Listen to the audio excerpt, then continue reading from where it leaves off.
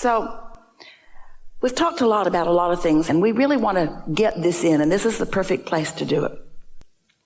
You got to get out ahead of it.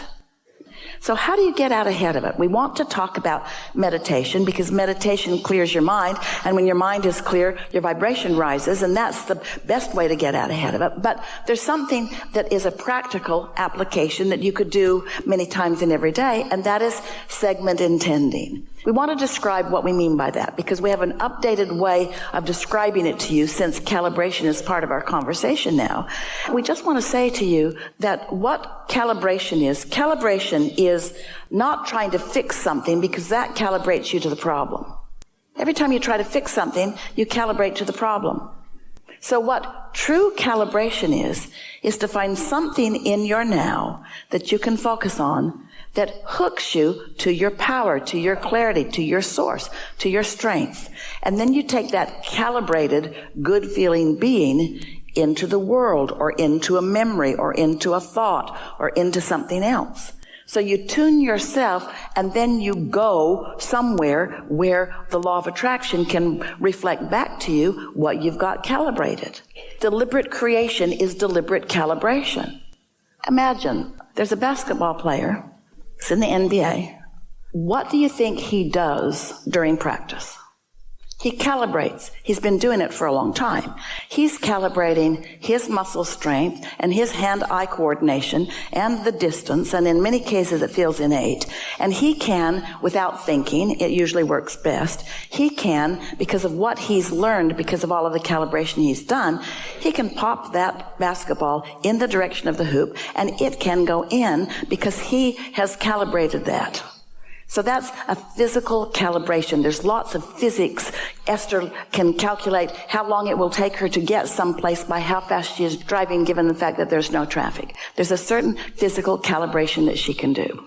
But there are other factors to factor in that she doesn't have control over, like traffic, that she can't calibrate in terms of just the physics laws of the universe. Those laws of physics of your world will take you so far, but there's a whole bunch of other calibration of thought and calibration of vibration that people aren't taking into consideration. Just stay with us a little bit. This is going to make sense to all of you.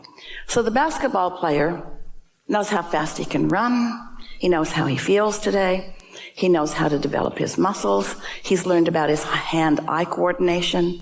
He's practiced enough that the odds are pretty good that when he's standing there on the free throw line uncontested, that he can make the basket.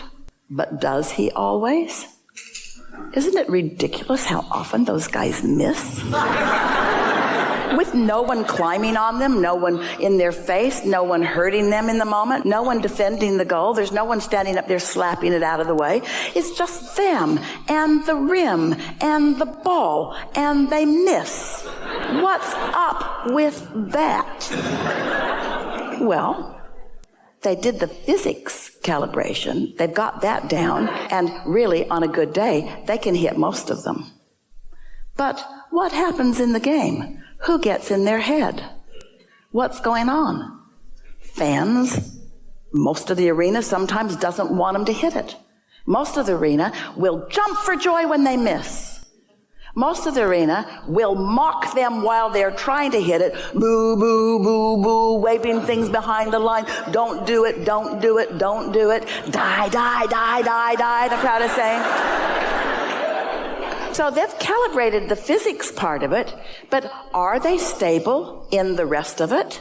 Are they so at one with their inner being that the whole rest of the world could be rooting against them and it would not matter because they're in sync with pure positive energy and the powers? You see what we're getting at?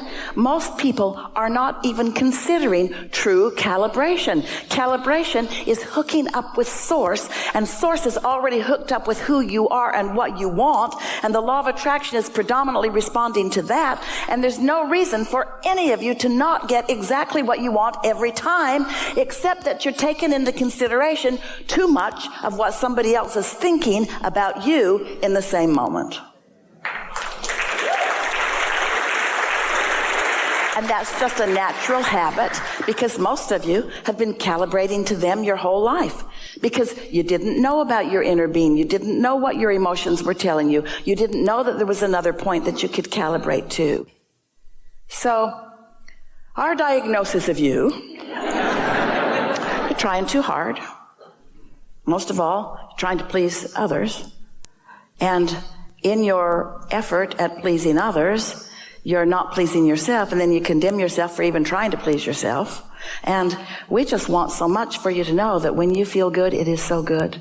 And when you feel thrilled, it is so good. And when you feel clear-minded, it is so good. And when you feel happy, it is so good. And when you feel wonderful, it is so good, because that's who you really are. And nothing else will do for you. Nothing else will do for you. Nothing else will do for you. Everything else is off for you.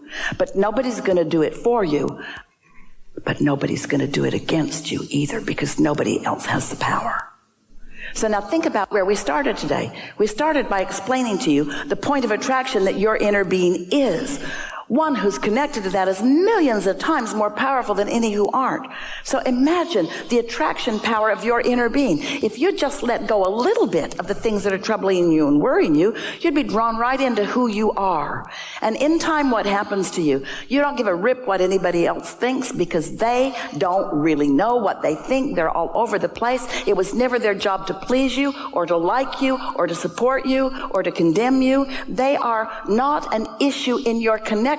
What they are is valuable to your calibrating what you want and don't want. That's what you all are for each other. Not one of you is the stream that flows to another. What you all are is evidence of a stream flowing, and evidence of the degree to which you are allowing yourself to be in the stream and allowing the stream to flow toward who you are and what you want, you see. So your Blessed Mother, doing the best that she can, doing the only thing that was your agreement with her, she provided an avenue for you into physical. But she did so much more than that. She provided an opportunity for you to calibrate your awareness of what doesn't feel good and what does feel good, and what doesn't feel good and what does feel good. She helped you to know at an early age. Do you know, here you are at this young age, knowing unequivocally what you want and how you would like the world to be. Wanting kindness and stability and ease and flow and power and unfolding. That's what you've come to know. And while she represented something quite different, her different representation is the reason that you're so clear about what you want. And it's also the reason that so much is going to go so well for you your whole life, now that you've found this piece of all of that, you see. We take that to an extreme when we offer our favorite example.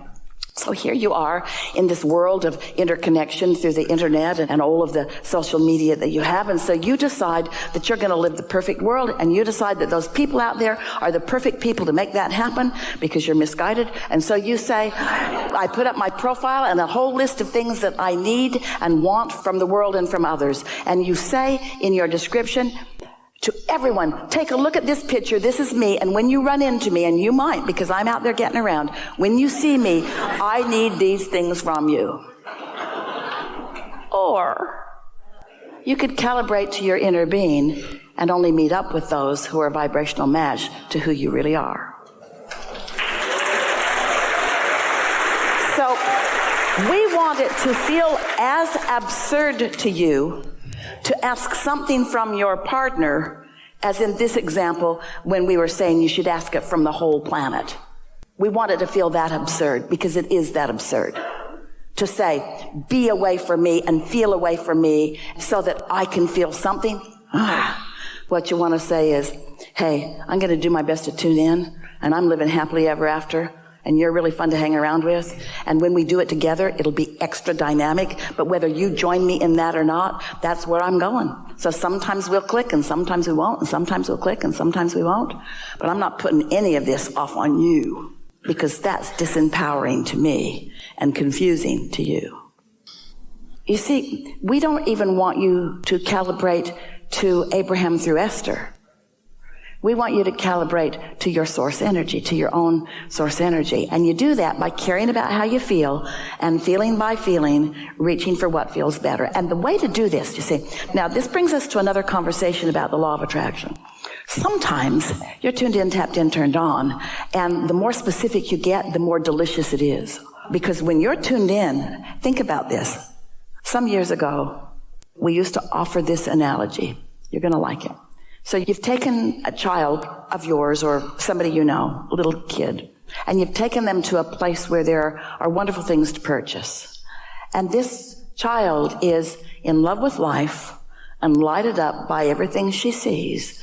And you are in love with life too, and you just cannot find enough ways to flow loveliness to this child.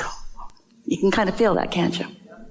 Now, in your story, take an ornery little girl with you who's in a rotten mood, and she is demanding you to do something to make her feel better.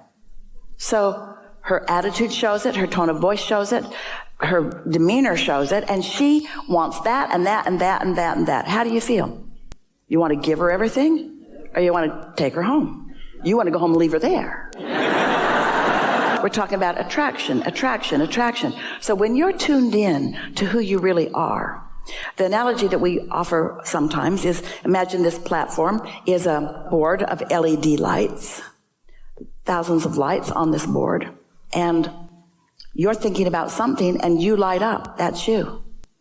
Now, every other being or consciousness in the vicinity that resonates with what you've got lighted will light up, and that's your world. Those are the people you're going to meet. Those are the conversations you're going to have. Those are the memories that are going to come to your mind. That's why you think of what you think of whenever you think of.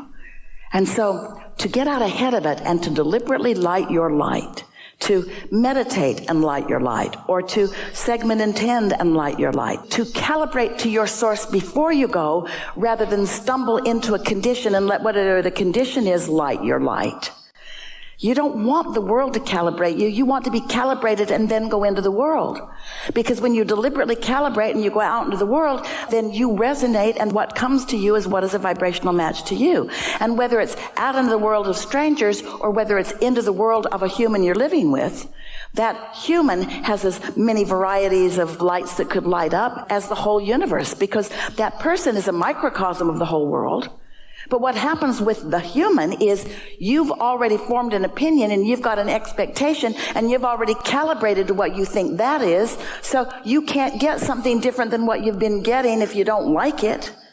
Or even if you do like it, you get what you are expecting to get. Expectation is a strong, strong, strong emotion, isn't it? We're stirring you up a little bit. Yeah. People in your world aren't giving you what you want because they're deliberately holding out. They're giving you who they are in this moment. And the reason that they are who they are in your life in this moment is because of what you're broadcasting.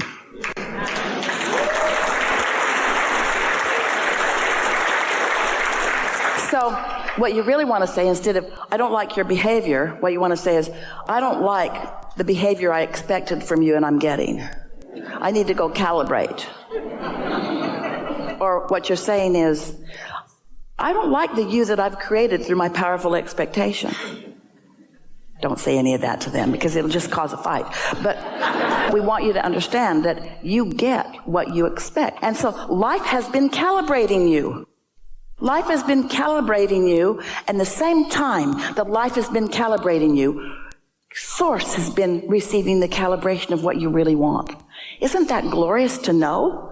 So in any moment, you can lean in the direction of what Source has received from your experience. When someone's hateful, you want more love. When someone's starving, you want them to eat. When someone's confused, you want clarity for them or for you. There's this magnificent world that you have been creating, that you have easy access to, but you can't keep facing the current reality and calibrating to the current reality and live the world that you deserve and that you've created and that you want. Nice to know. Really good.